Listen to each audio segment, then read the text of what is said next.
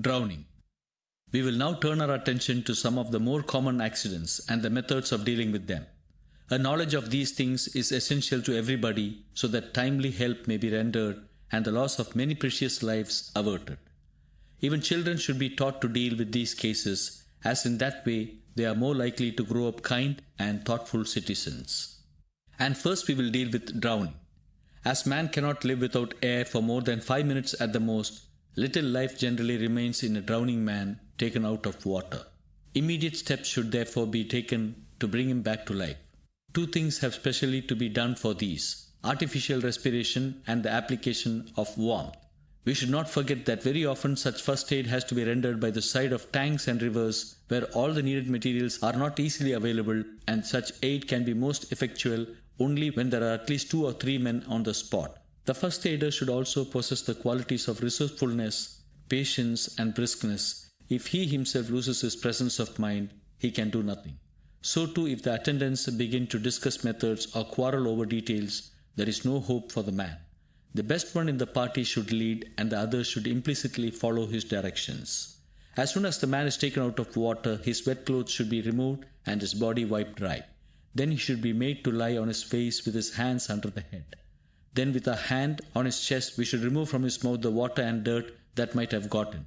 At this time his tongue would have come out of his mouth, when it should be caught hold with a kerchief and held till consciousness return. Then he should at once be turned over with the head and the chest a little raised above the feet. Then one of the attendants should kneel by his head and slowly spread out and straighten his arms on either side. By this means his ribs will be raised and the air outside can enter into his body. Then his hands should be quickly brought back and folded on his chest so that the chest may contract and the air be expelled. In addition to this, hot and cold water should be taken in the hands and poured on his chest. If a fire can be lighted or procured, the man should be warmed with it. Then all the available clothes should be wrapped round his body, which should be thoroughly rubbed for warmth. All this should be tried for a long time without losing hope. In some cases, such methods have to be applied for several hours on end before breathing is restored. As soon as signs of consciousness appear, some hot drink should be administered.